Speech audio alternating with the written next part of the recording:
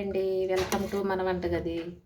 ఈరోజు నేను బీట్రూట్ తాలింపు చేస్తున్నాను. నా స్టైల్లో ఎలా చేస్తానో చూడండి. ముందుగా పోపు దినుసులు వేస్తున్నాను. ఎండుమిర్చి,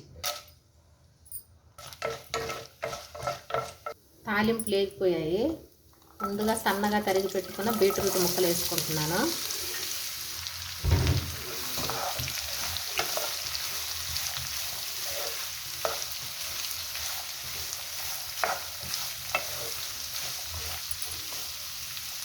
మూత పెట్టేస్తున్నాను ముక్కలు మగ్గటం కోసం.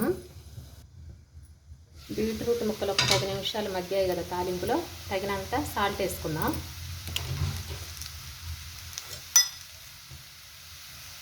తగినంత పసుపు,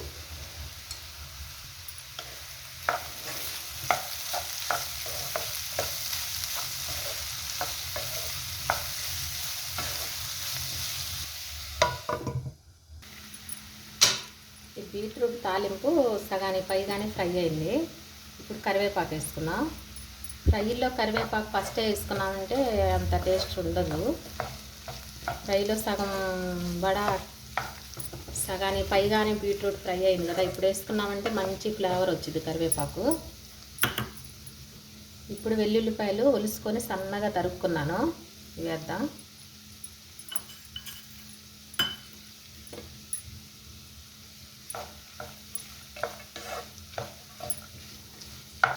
రెండు పచ్చిమిర్చి సన్నగా తరుక్కున్నాను, పొడవుగా వేసేస్తున్నాను. ఇవి కూడా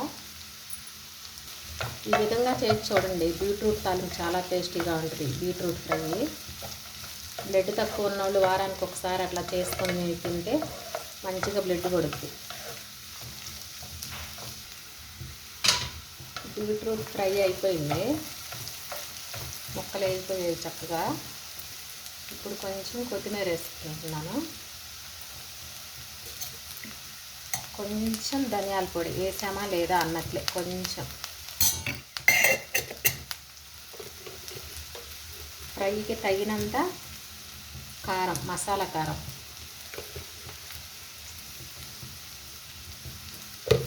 ఇవన్నీ వేసుకొని లాస్ట్గా ఒకసారి మొత్తం మిక్స్ అయ్యేలాగా కలుపుకుందాం. ఈ బీట్రూట్ ఫ్రై మీకు నచ్చితే లైక్ చేయండి, షేర్ చేయండి, సబ్స్క్రైబ్ చేసుకోవటం మర్చిపోవద్దు. ఒకసారి ఇలాగ ట్రై చేసి చూడండి, చాలా టేస్టీగా ఉంటుంది. తిననోళ్ళు కూడా తింటారు, మంచిగా బ్లడ్ కొడుద్ది. అయిపోయింది బీట్రూట్ ఫ్రై. వేడి వేడి అన్నంలో బీట్రూట్ ఫ్రై, రసం.